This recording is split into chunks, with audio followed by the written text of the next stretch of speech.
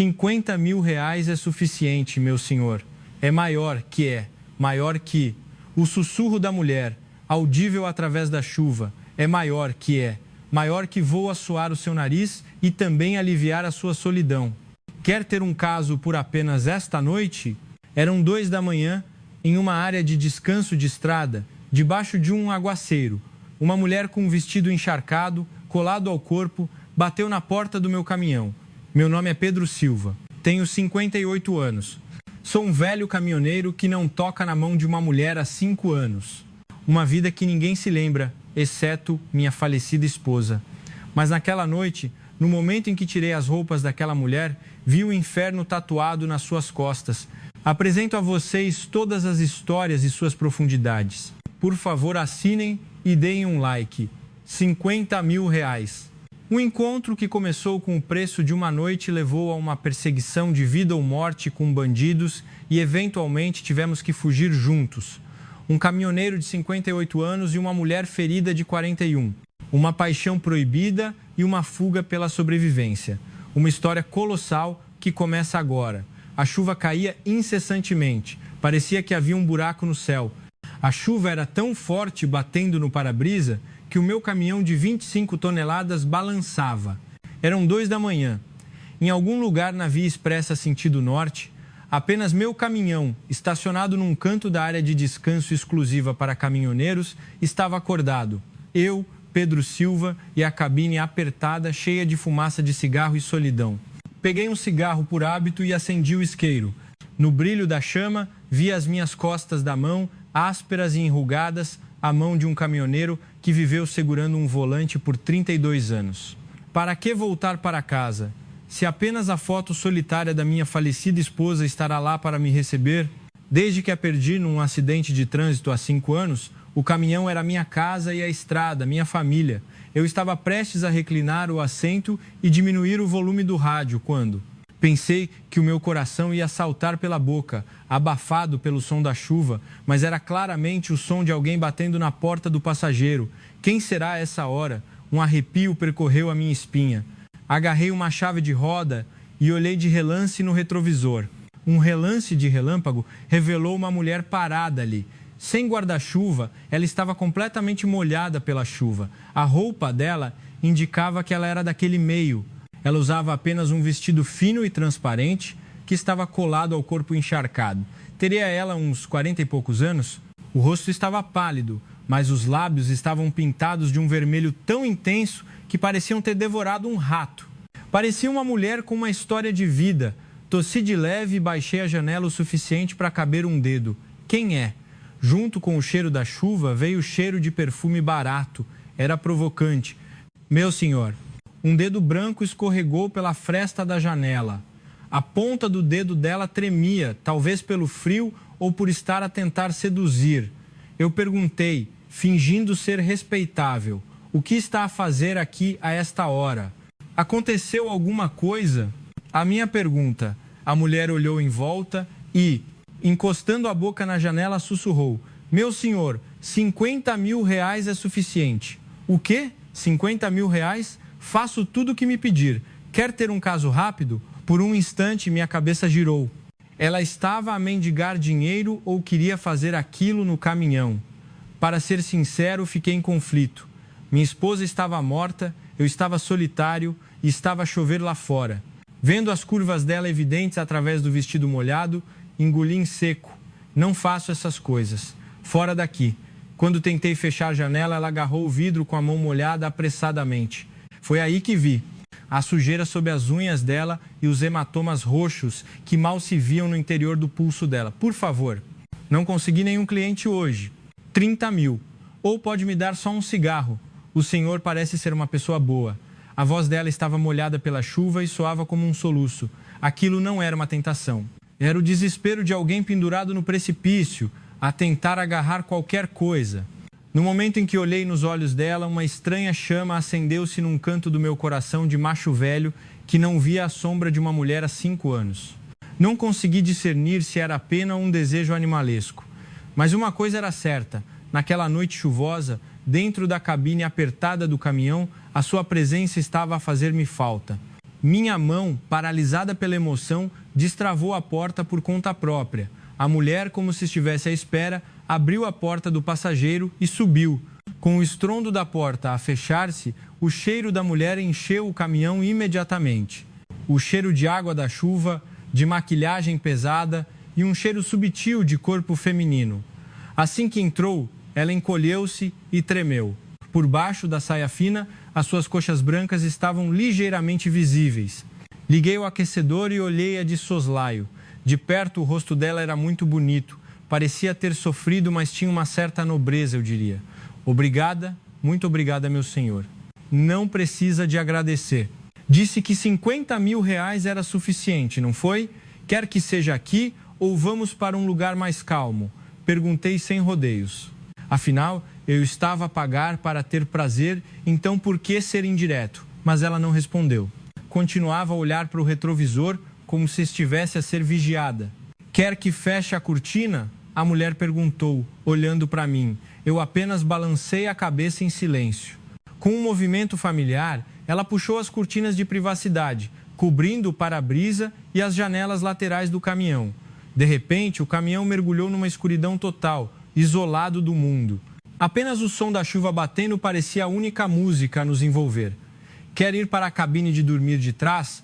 A mulher foi primeiro para o apertado compartimento de dormir atrás do assento do motorista. Aquele espaço estreito onde os caminhoneiros tiram uma soneca, insuficiente para 2 adultos deitarem-se. Lá, ficamos tão próximos que conseguíamos sentir a respiração um do outro. Na escuridão, a mão molhada da mulher tateou a minha cintura. O meu corpo estremeceu com o seu toque gelado. Diga o que quiser, meu senhor. Farei tudo. A voz dela tremia, mas o toque era ousado. Pelo contrário, parecia apressada, como se estivesse a ser perseguida. Fique quieta. Eu agarrei a mão dela de forma brusca. A sua mão estava fria como gelo. O meu corpo, que estava a arder de desejo, acalmou-se estranhamente ao tocar na sua mão fria. Mas a mulher, interpretando mal a minha atitude, aninhou-se mais fundo no meu abraço e beijou-me com os lábios molhados. Rápido, por favor. Rápido! As suas palavras soavam mais a um grito do que a uma sedução. O que terá levado esta mulher a isto? Mas o meu instinto já aceso paralisou qualquer pensamento racional. Eu envolvi os ombros molhados dela. O toque de uma mulher depois de 5 anos. O toque rude e áspero do caminhoneiro e o gesto desesperado da mulher no limite misturaram-se dentro do caminhão, no meio do temporal. O caminhão balançava, a respiração ficava mais ofegante e os gemidos reprimidos da mulher, abafados pelo som da chuva, não escapavam para o exterior. Aquilo não era amor, nem um namoro. Era uma luta desesperada para preencher a carência mútua, ou talvez para sobreviver. Mas naquele momento parecia que éramos os únicos no mundo. O cheiro do shampoo do cabelo molhado dela misturou-se com o cheiro da minha falecida esposa e eu abracei-a inconscientemente. Depois da tempestade ter passado, um silêncio constrangedor pairou no caminhão apertado. Ela não arrumou a roupa desgrenhada e puxou o cobertor para cobrir o corpo. Olhei de soslaio e vi que os olhos dela estavam marejados. Tirei um cigarro da minha cabeça e acendi-o. A minha mão tremia ligeiramente com o isqueiro. No brilho da chama, o rosto dela estava cheio de ansiedade e não de ressaca do ato. Meu senhor, o dinheiro. A mulher estendeu a mão com a voz rouca. Uma voz seca, difícil de acreditar que tínhamos partilhado respirações quentes há pouco. Ah, sim. Aqui está. Tirei 2 notas de 50 mil reais da carteira e dei-lhes. Tentei acrescentar obrigado pelo seu trabalho, mas ela aceitou o dinheiro e de repente abriu ligeiramente a cortina da janela para espiar para fora. Então ela assustou-se e agarrou o meu braço. Ei, meu senhor, apague as luzes! Rápido! Por quê? O que está a acontecer? Aquele carro, aquela van, são eles. O dedo dela apontou para fora. Olhei rapidamente para o retrovisor. Por entre a chuva, uma van preta com os faróis apagados entrava sorrateiramente na área de descanso, como uma cobra à espreita da sua presa. Um suor frio escorreu pela minha coluna. A mão dela apertava o meu braço, quase cravando as unhas. O tremor da sua mão transmitiu-se a mim. Era óbvio que eu me tinha metido em algo que não devia. Com medo de que o som da minha respiração fosse muito alto, Apaguei o cigarro que tinha na boca com a mão. O ar no caminhão estava sufocante, misturando a fumaça de cigarro, o cheiro metálico do sexo e o cheiro do medo que ela exalava. Ela tremia como uma vara verde, espiando para fora pela fresta da cortina. Meu senhor, quando eles forem embora, eu saio. Posso ficar só mais um pouco? Ela olhou para mim implorando, com os olhos que pareciam quebrar-se a qualquer momento. Eu balancei a cabeça sem dizer nada. A mulher que estava a ofegar calorosamente sob mim há momentos parecia agora um animal a ser levado para o matadouro. A razão tardiamente chegou ao lugar que o desejo de um homem tinha deixado. A chamada ressaca de lucidez. O sentimento de vergonha veio a seguir. Com 58 anos, a dar 100 mil reais a uma mulher que se prostitui e a rolar neste caminhão apertado. Minha falecida esposa zombaria de mim se me visse do céu. Vista as suas roupas corretamente. Vai apanhar um resfriado. Falei rudemente e encostei-me ao banco. Sim, desculpa, ela disse. Começou a vestir o vestido molhado, desajeitadamente. Enquanto ela se contorcia para se vestir no compartimento apertado, a luz interior revelou claramente as costas dela. Por um momento duvidei do que estava a ver. Um som escapou da minha boca, sem querer.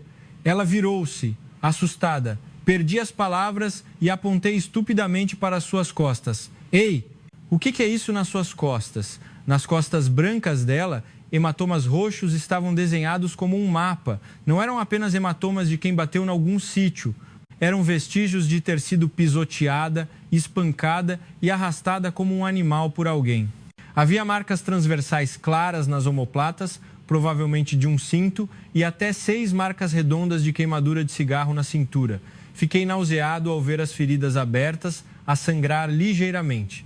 A mulher puxou a roupa para cobrir as costas apressadamente. Depois baixou a cabeça como uma criminosa. Desculpa, é feio, não é? Nojento, não é? Não é uma questão de ser nojento.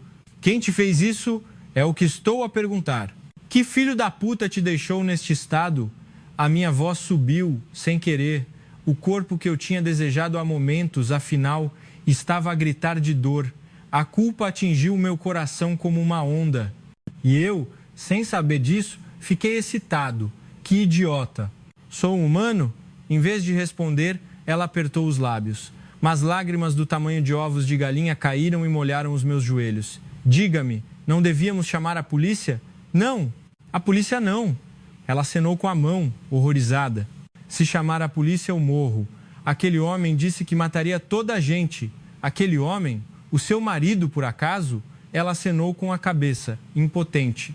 Fiquei chocado. Um marido, um viciado em jogos de azar que a espancou e a prendeu por dias porque ela não lhe trouxe dinheiro e que a mandou prostituir-se em vez de pagar os juros aos credores? Parecia que os casos que só se ouviam falar existiam mesmo. Um marido que forçou a sua própria esposa a prostituir-se, enviando-a para o matadouro. Olhei para a mão da mulher, que segurava as 2 notas de 50 mil reais que eu lhe tinha dado. Aquele dinheiro parecia tão sujo. A raiva subiu-me à cabeça e bati no volante. Maldito animal.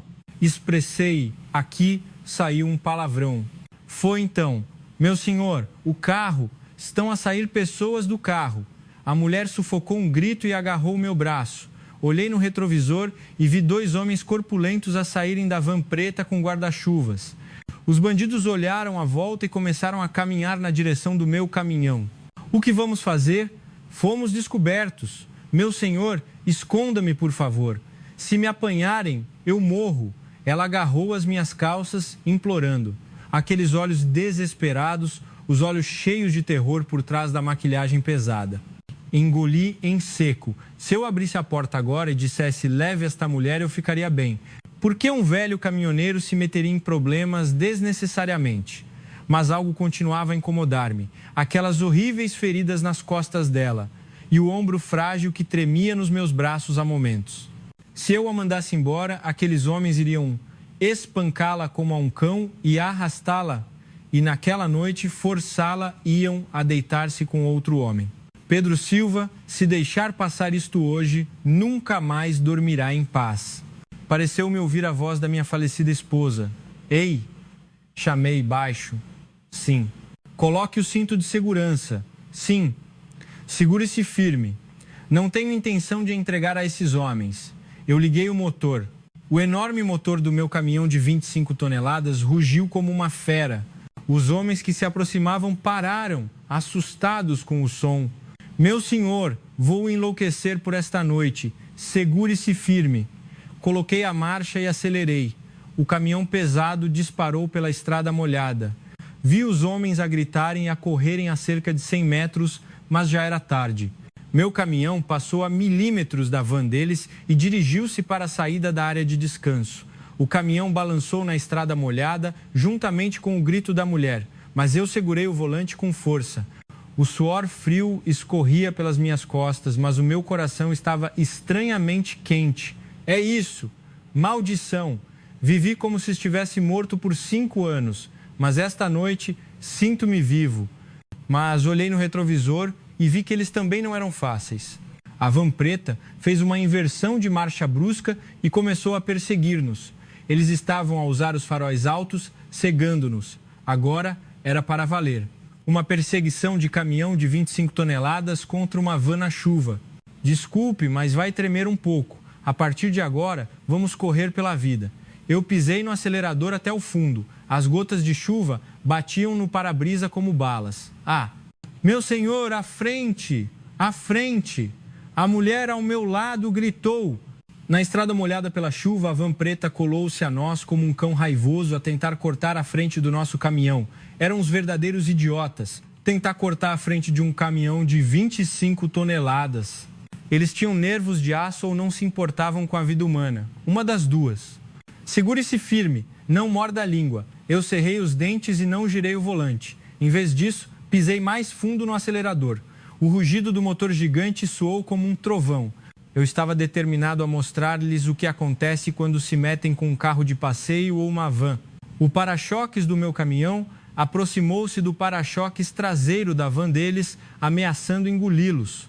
Assustados, eles giraram o volante apressadamente e desviaram para outra faixa. O som dos pneus a derraparem na chuva ensurdeceu-me, mas eu não pestanejei. No retrovisor, vi o carro deles a cambalear e quase a embater no acostamento. Meu senhor, os nós dos dedos da mulher estavam brancos de tanto segurar a alça. Ela olhou para mim, ofegando, como uma criança que acabou de assistir a um filme de terror. Baixe a cabeça.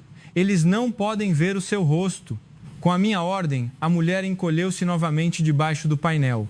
Olhei no retrovisor e vi que a van, que tinha ficado para trás, recuperou a posição e estava a perseguir-nos ferozmente. Estavam a piscar os faróis altos, quase a cegar-me. Que persistentes! Faltavam ainda 5 quilômetros para a entrada da autoestrada. Até lá, tínhamos que brincar de esconde-esconde com eles nesta estrada escura. O caminhão é potente, mas lento em aceleração. Numa reta, eu podia dominá-los, mas se eles decidissem encurralar-nos pela frente e por trás, eu estaria preso. Seu moço, pare, por favor. Por minha causa, o senhor também vai morrer. A mulher agarrou meu braço, choramingando. Esses homens são muito perigosos. Não hesitam em matar alguém. Por favor, deixe-me sair e vá embora. A voz dela estava a tremer e a falhar. O benfeitor dela estava em perigo por causa dela. E ela estava disposta a voltar para o inferno por sua própria vontade.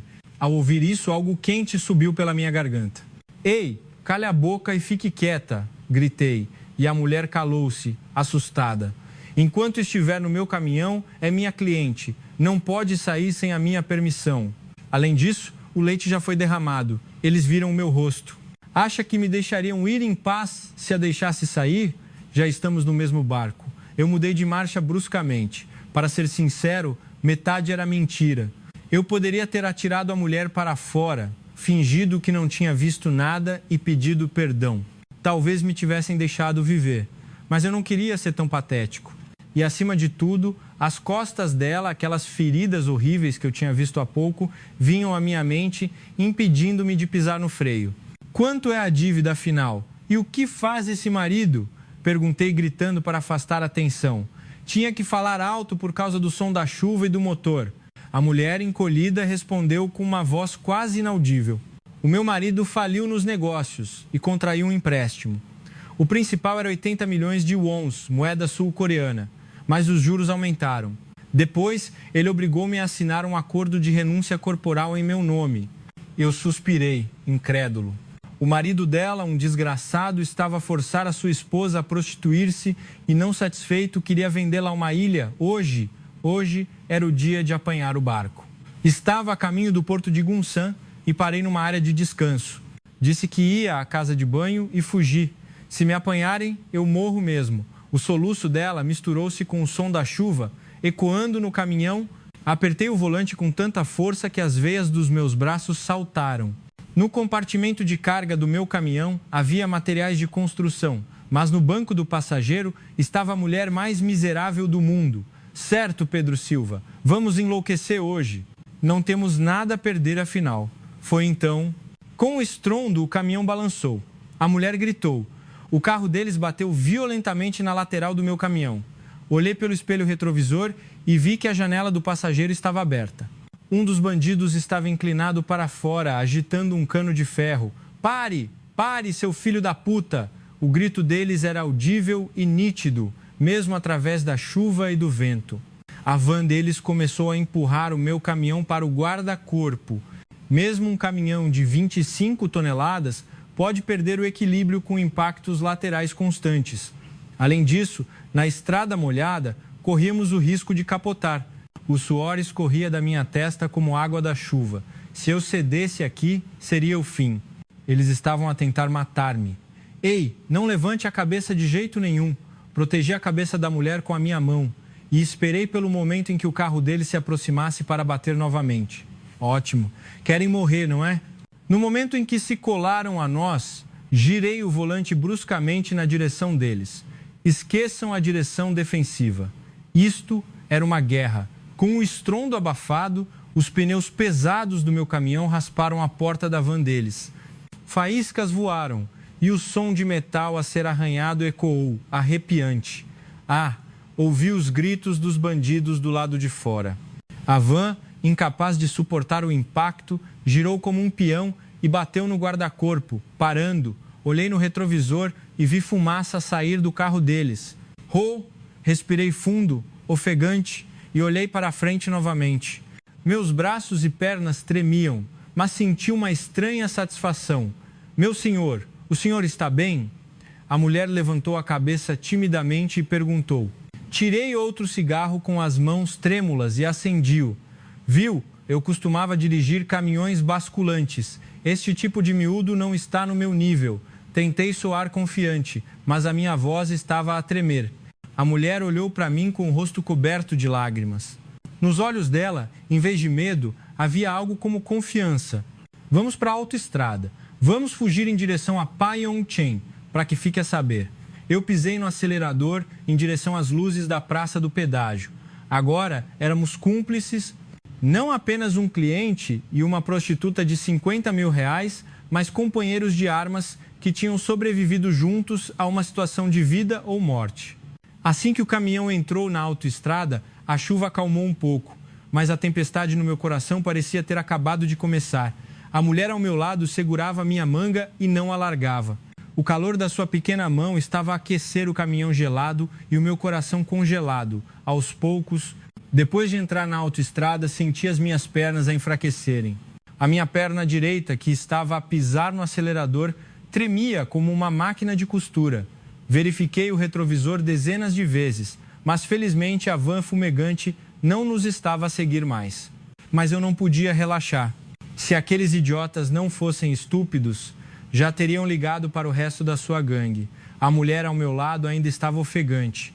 Ela segurava o cinto de segurança com as duas mãos como se fosse uma linha de vida e alternava o olhar entre a janela e o meu rosto. O rosto dela estava branco como de um cadáver. Seu moço, o senhor está louco? Quer morrer? As primeiras palavras dela, depois de muito tempo, foram essas. Uma exclamação de ressentimento, mais do que gratidão. É verdade, devo estar a ficar senil. Tive a ideia de bater naqueles homens corpulentos. Eu suspirei e a mulher, talvez magoada, bateu no meu ombro com o punho. Mais do que dor, o toque dela era tão leve que me apertou o coração. Por que o fez? Por que não me deixou e fugiu? Por que arriscou a sua vida por uma estranha como eu? Uma estranha? Não aceitou 50 mil reais para ser minha cliente há pouco?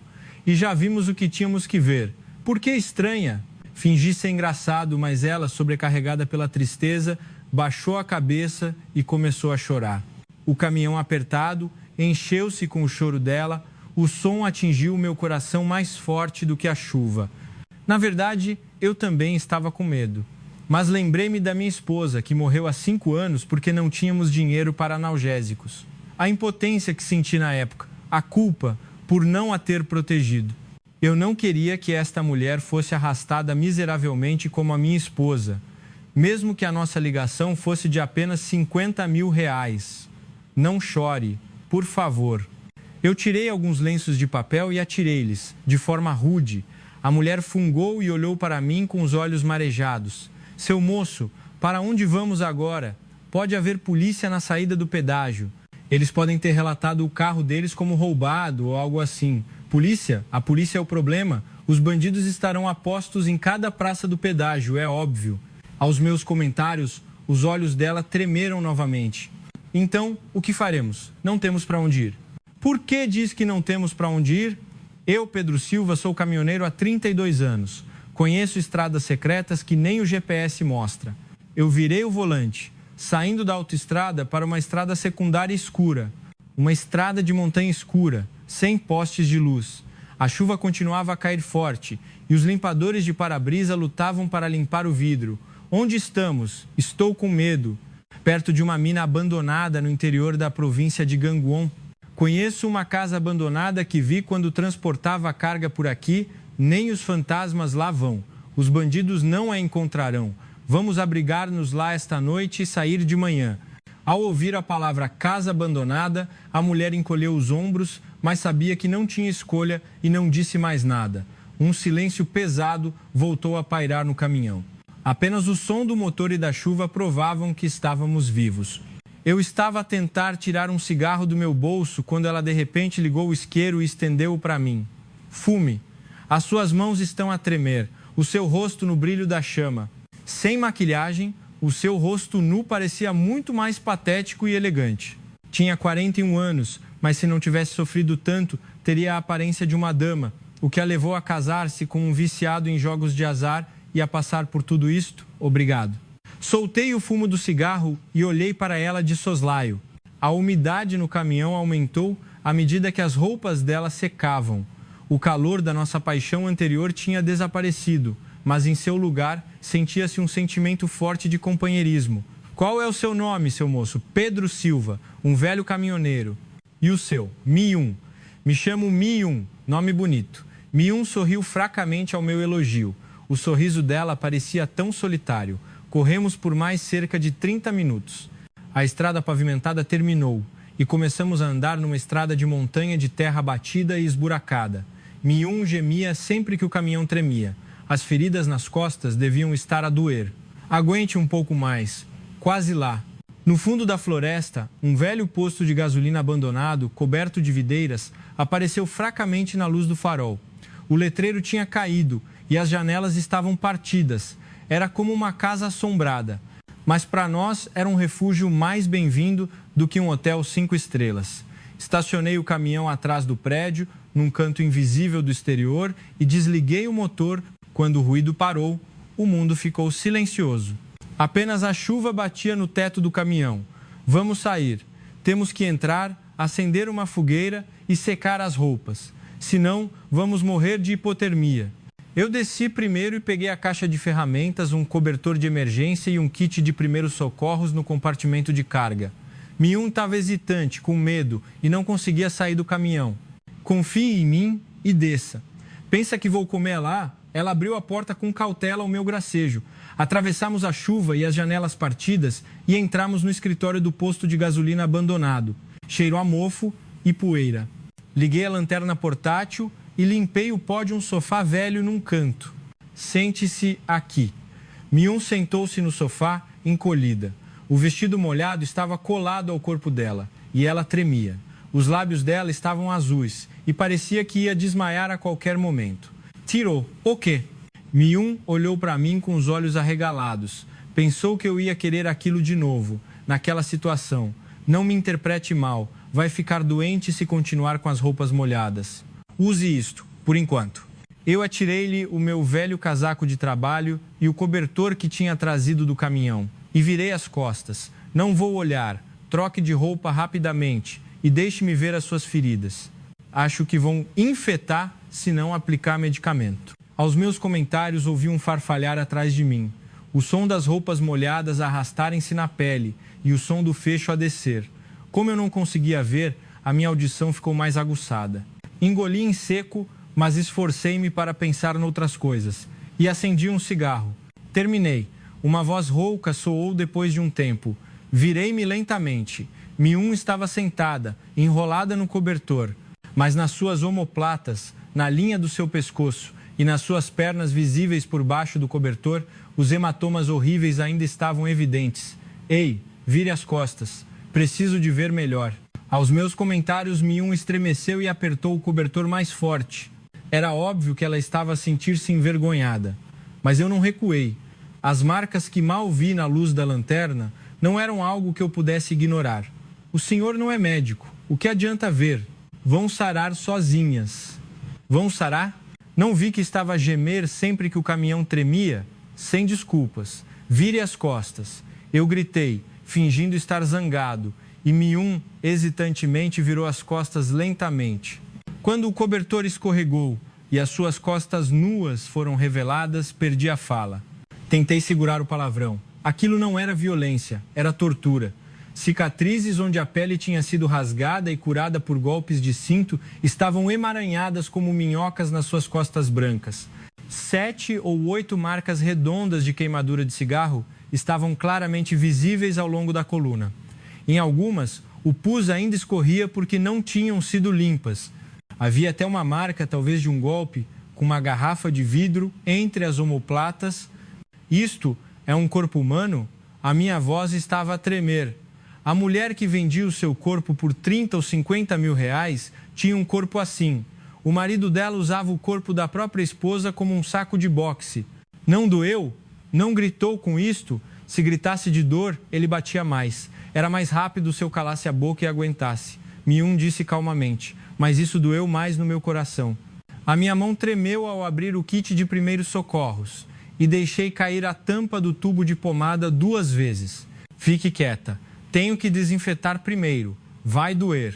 Aproximei o algodão embebido em desinfetante da ferida e o corpo de Miun estremeceu. Ah! Ela tentou morder os lábios para aguentar, mas o gemido escapou-lhe.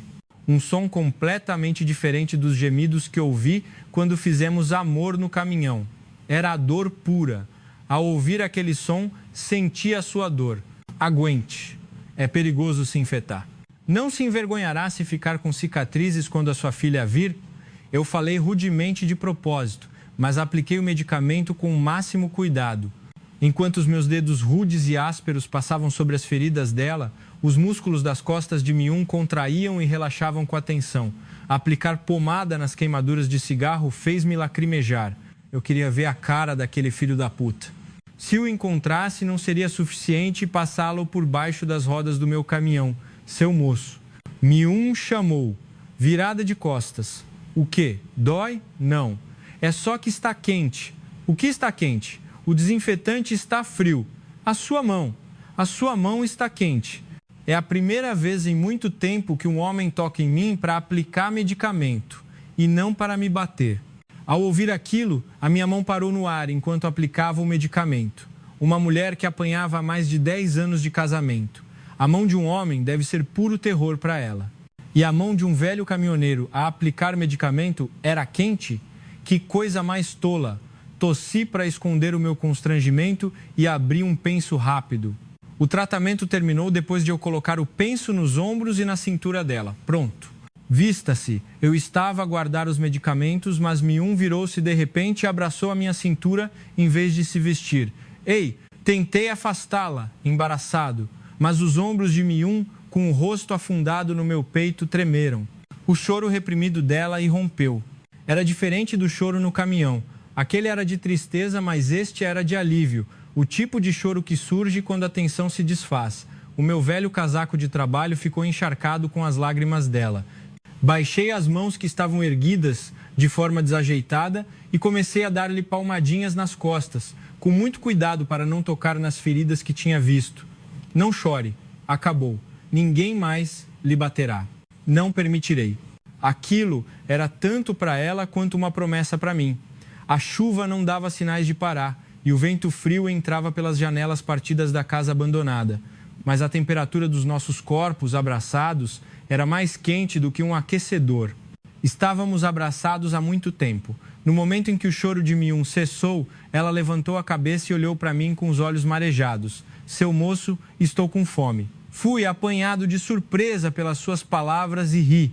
Ah, comeu! Dizem que se rirmos depois de chorar, nascem pelos no rabo. Está com fome, deve estar a recuperar. Procurei nos bolsos e tirei uma salsicha que me tinha sobrado e 2 pacotes de ramen instantâneo que tinha trazido do caminhão. Coloquei água para ferver no fogão portátil e a chama azul tremeluziu. O som da água a ferver, misturado com o som da chuva, era estranhamente pacífico.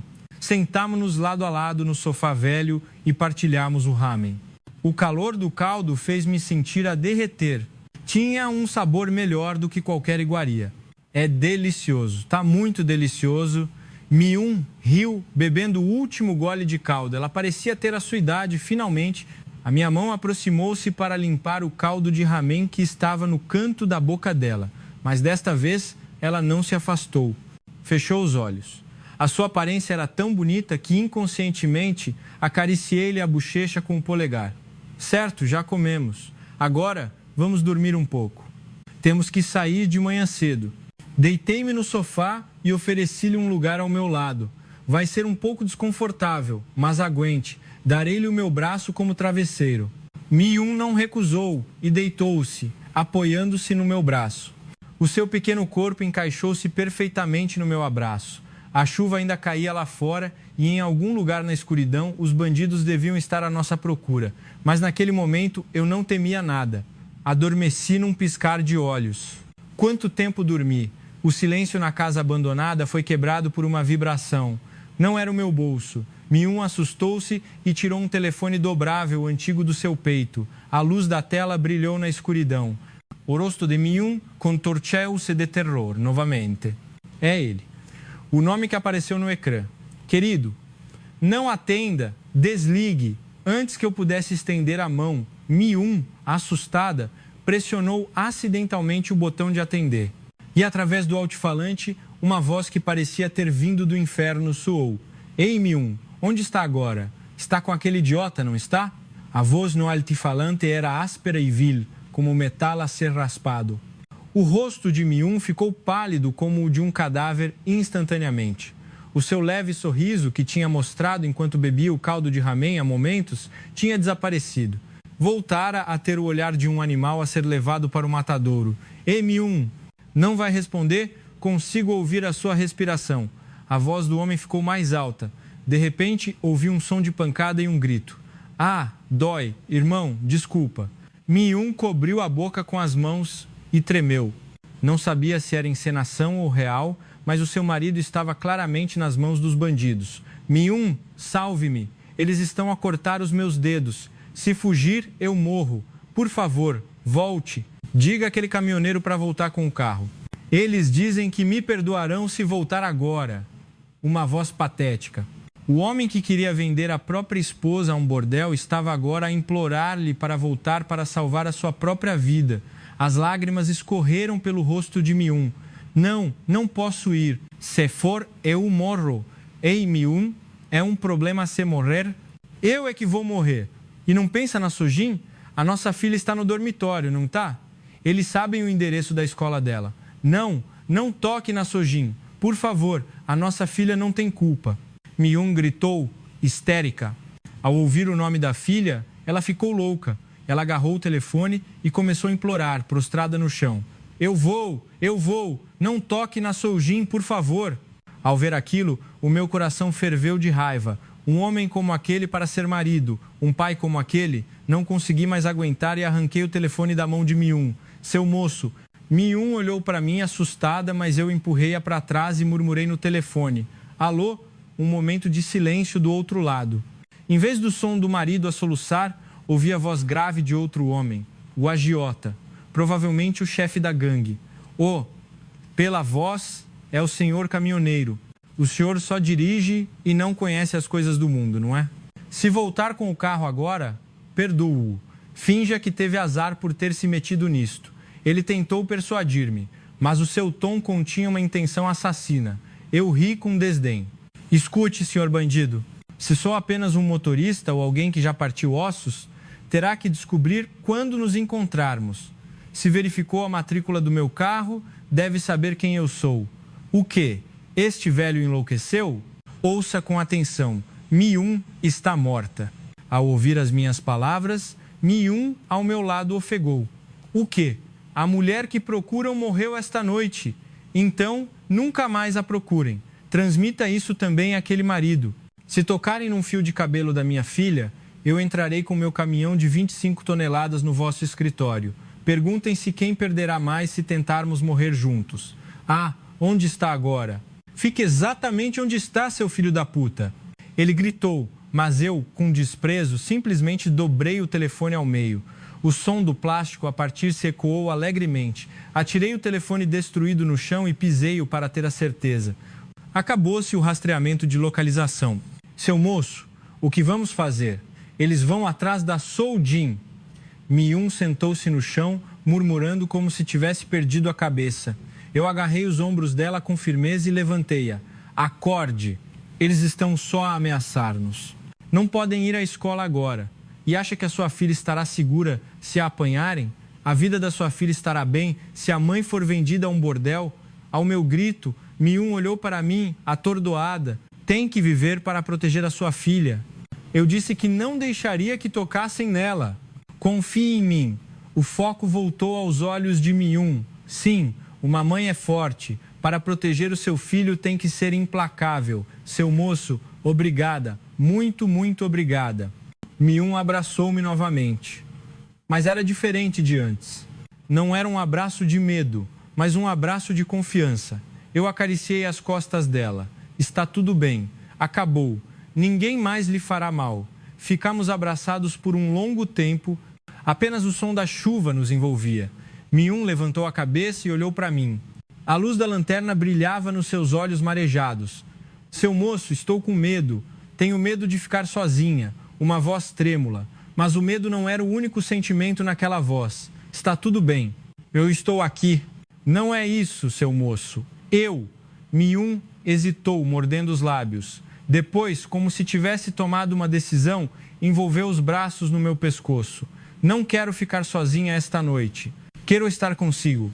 Não demorei a entender o significado das suas palavras. Sei que isto é errado, mas preciso do seu calor agora.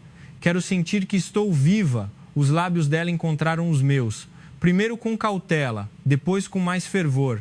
Eu hesitei por um momento, mas não consegui afastar a mulher que estava a tremer nos meus braços, a mulher que tinha arriscado a minha vida para proteger esta noite.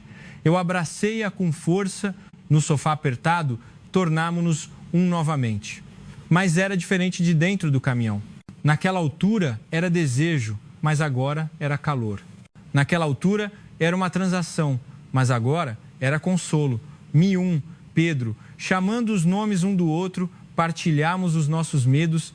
A luz fraca da lanterna iluminava-nos e o som da chuva envolvia as nossas respirações. Naquela noite, sentimos-nos completamente. O amanhecer estava a chegar. A chuva tinha diminuído para uma garoa e a luz fraca da manhã esgueirava-se pela janela.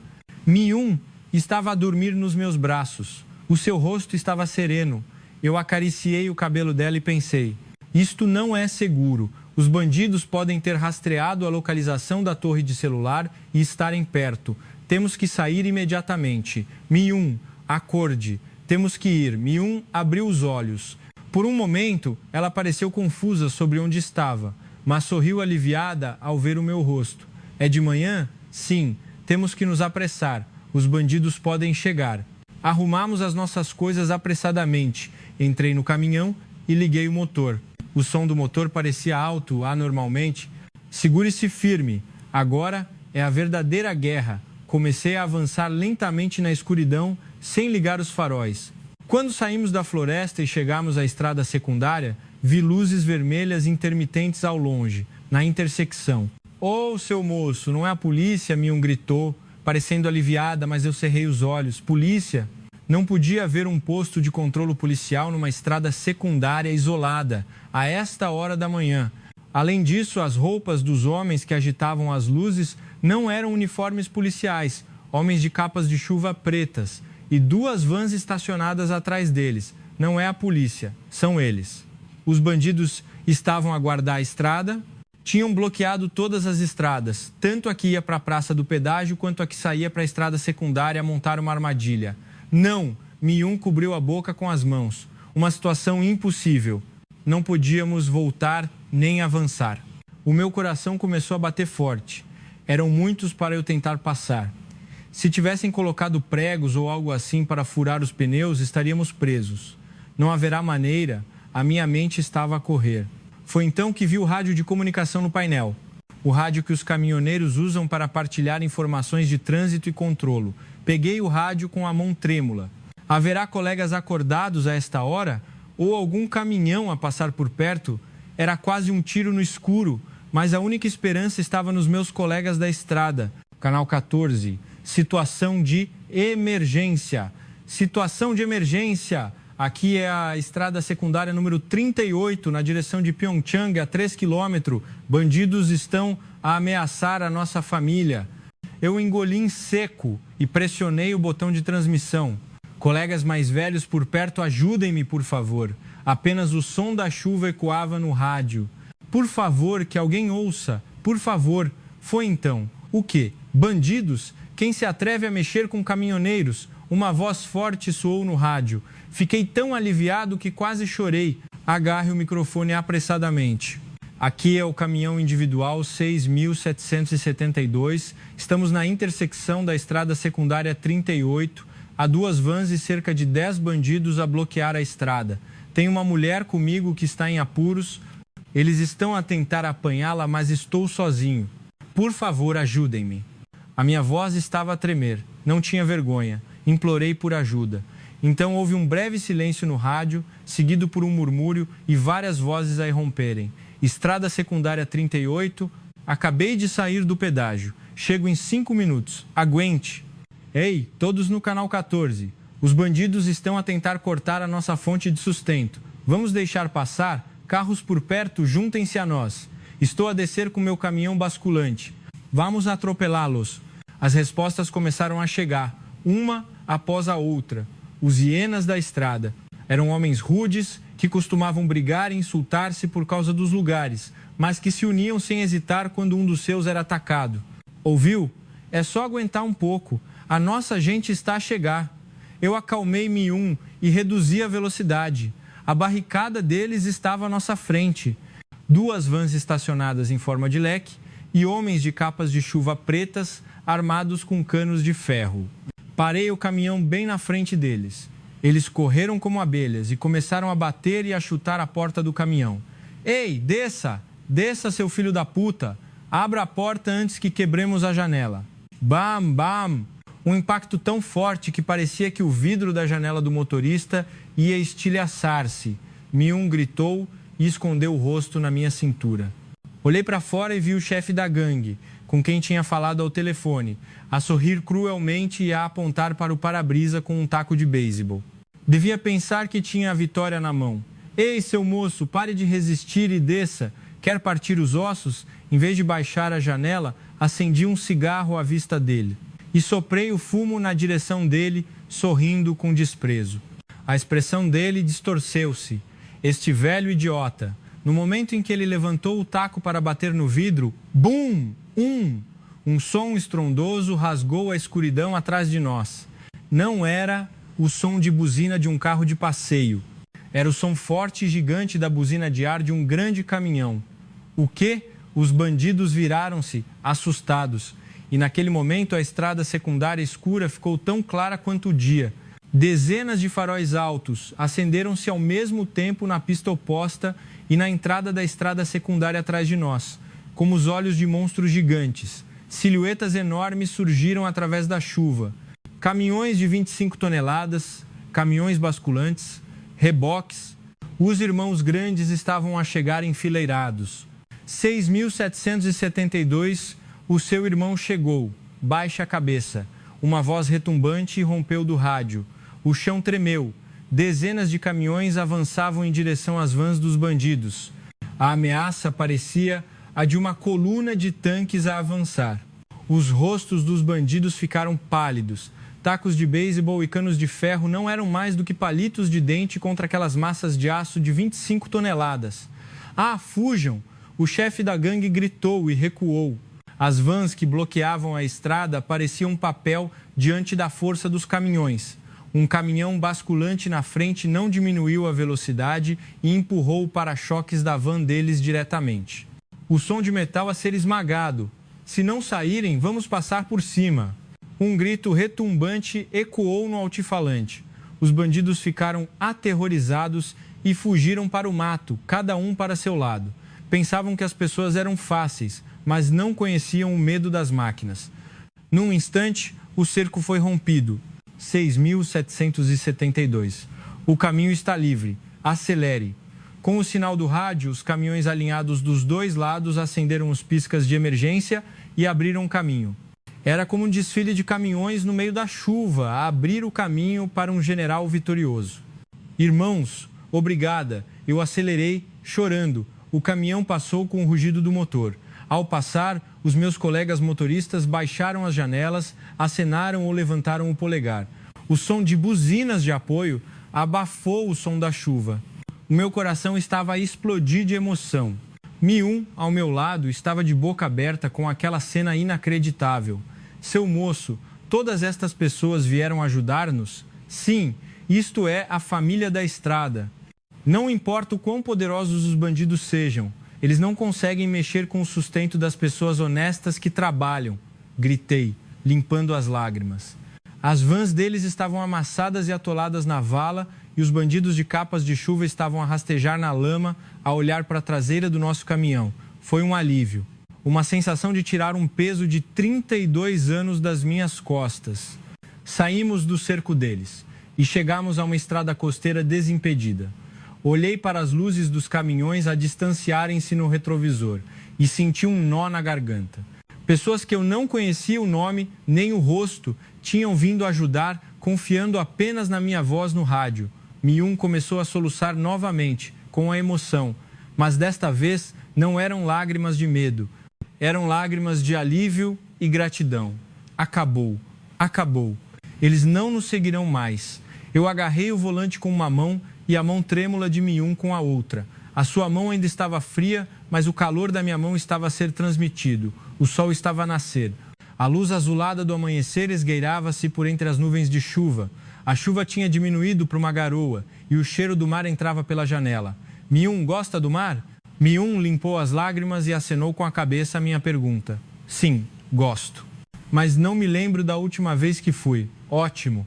Vamos direto para uma vila costeira em Gangwon. Vamos comer algo quente lá e descansar bem. Sério? Podemos? Não tenho dinheiro. Dei-lhe 100 mil reais há pouco. Use-o para a comida. É o suficiente, não é? Mi-1 riu pela primeira vez ao meu gracejo rude. O seu cabelo molhado estava colado à bochecha, mas o seu rosto, a brilhar com o sol nascente, parecia mais bonito do que qualquer outra mulher.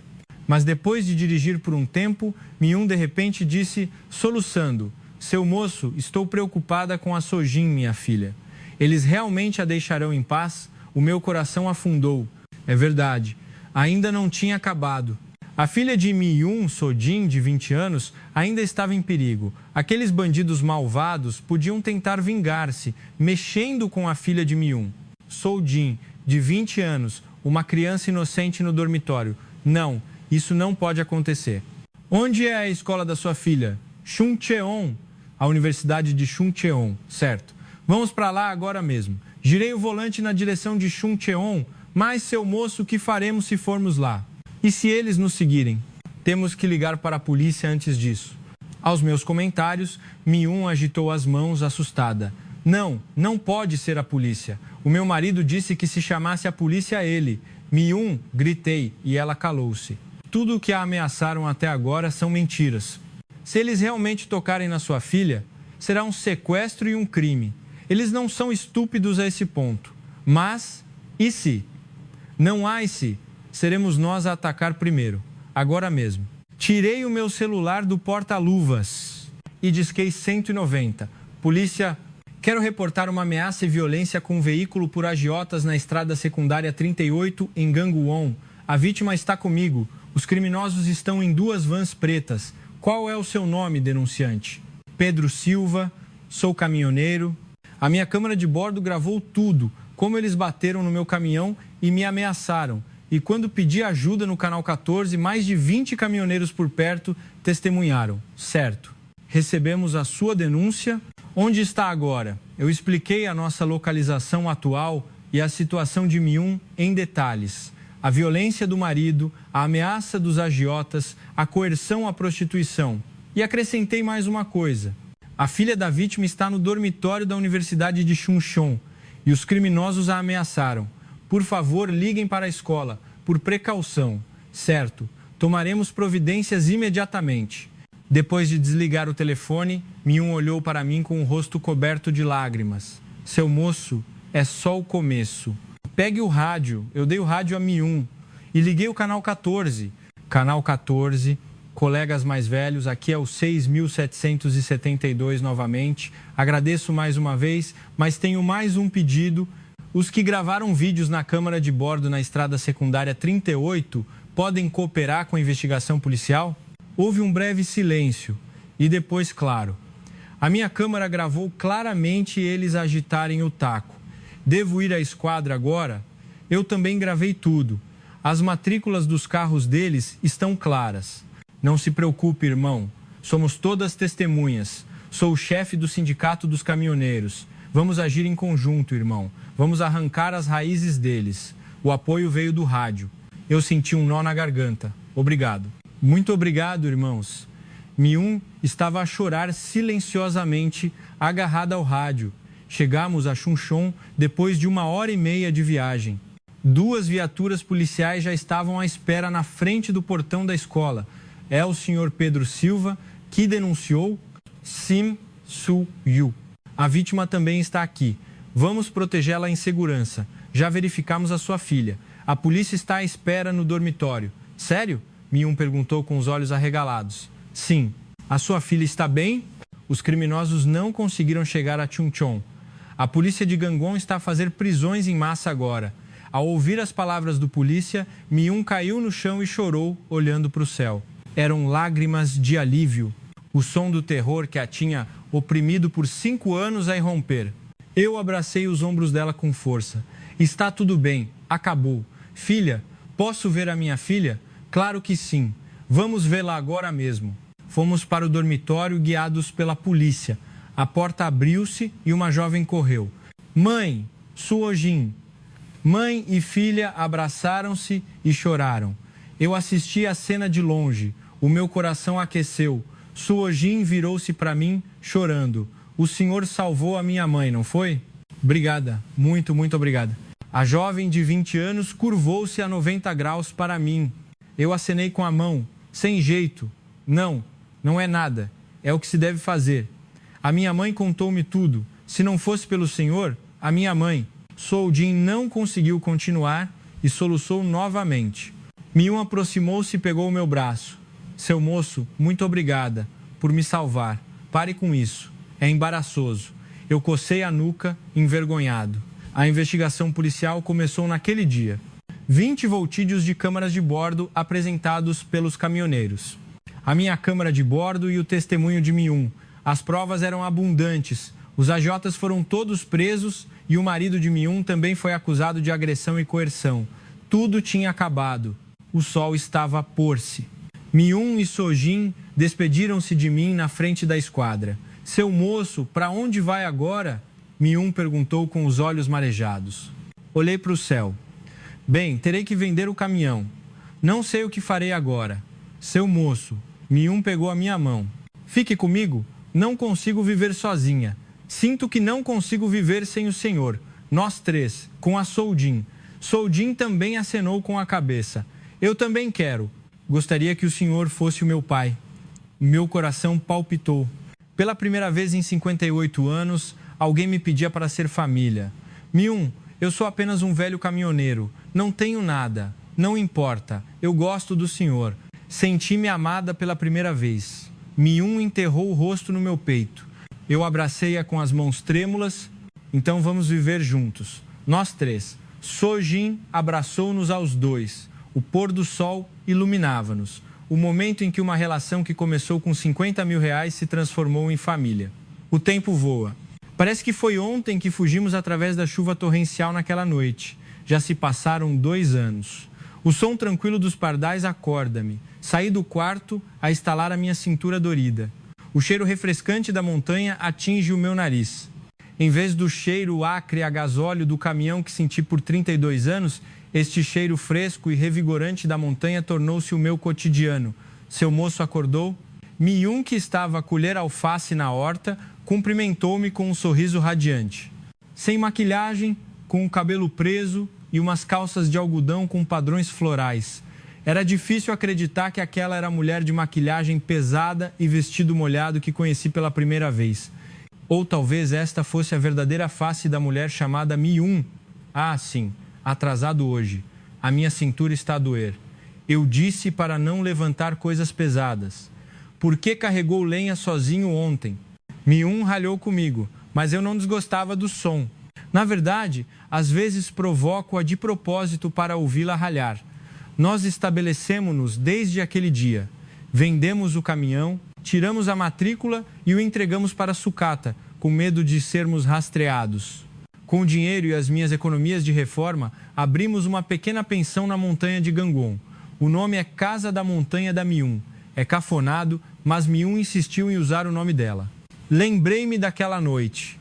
Depois de denunciar a polícia e de ter a confirmação de que Sojin estava segura, ficamos num motel tranquilo nos arredores de Chuncheon. Fechei a porta e, ao virar-me, Miun abraçou-me. Seu moço, agora sou realmente livre. Acabou mesmo. A voz dela tremia. O alívio de ter escapado do terror que a tinha oprimido por 5 anos envolvia todo o corpo dela.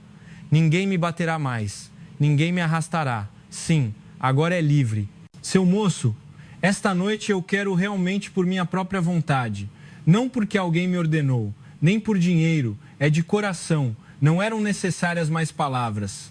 Naquela noite, sentimos-nos completamente. Não no caminhão no meio da tempestade, nem no sofá apertado da casa abandonada. Pela primeira vez, numa cama confortável, num espaço onde ninguém nos perseguia, entregamos-nos completamente um ao outro. Pedro, Miun. Chamando os nomes um do outro, tornámo-nos um. Não era desejo, era amor. Não nos largamos até de madrugada. E quando o sol nasceu, soubemos que não podíamos mais separar-nos. Seu moço, uma voz alegre veio do quintal. Sojin, chegaste. Sojin, de 20 anos, tinha vindo passar as férias. Estudante universitária do 3º ano, ela parecia mais madura. Pai, há quanto tempo? Ainda me sinto estranho com o apelido pai, mas o meu coração fica comovido. Sim. A escola correu bem? Sim. As notas deste semestre foram boas. Vou mostrar à mãe. Sojin sorriu animadamente e correu para dentro de casa. Sentei-me no banco do quintal e olhei para a montanha. Quem poderia ter imaginado que uma relação que começou com 50 mil reais naquela noite de chuva torrencial há 2 anos nos faria uma família assim? Seu moço, o que está a pensar? Miun veio com chá de cevada e sentou-se ao meu lado. Estava a pensar naquela noite. Que noite? A noite em que nos conhecemos. As bochechas de Miun coraram. É uma memória embaraçosa. Não é embaraçosa, é uma memória de gratidão. Se não tivesse batido na porta do meu caminhão naquela altura, eu ainda estaria a comer ramen num canto da área de descanso, a viver solitário. Eu também. Se não fosse pelo senhor, eu. Miun não conseguiu terminar a frase. Eu agarrei a mão dela com força. Acabou. Temos apenas bons dias à nossa frente. Sim, estou feliz. Estou muito feliz. À noite, nós 3 sentámo-nos no banco do quintal e jantamos. Sojin tagarelava sobre a escola. Miun continuava a colocar acompanhamentos no meu prato e eu olhava para elas com satisfação. Um jantar de família comum, mas para mim era um momento que eu não trocaria por nada no mundo. Pai, quando me formar no próximo ano, quero vir para cá e ajudar a mãe e o senhor. Sim, qual era o seu sonho novamente? Era ser hoteleira, mas agora quero fazer da nossa pensão a melhor.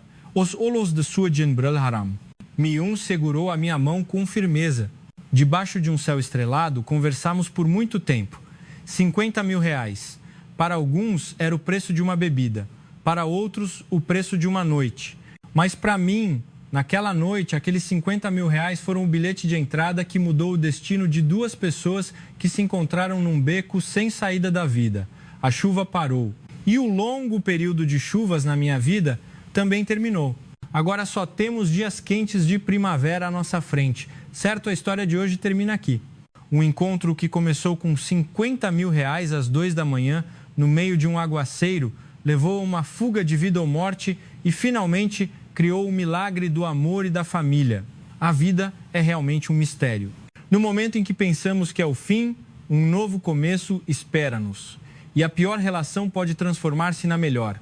Se está a passar por um momento difícil, por favor, não desista.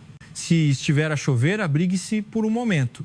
Se a estrada estiver bloqueada, abra caminho. E olhe à sua volta. Um salvador rude como Pedro Silva ou uma ligação calorosa como Mi-un pode estar à sua espera. Se gostou do vídeo de hoje, por favor, dê um like e subscreva. O seu caloroso interesse é o combustível que move o meu caminhão de 25 toneladas. Voltarei com uma história mais emocionante e comovente na próxima vez. Até lá, mantenham-se todos saudáveis e fortes. Foi uma história colossal.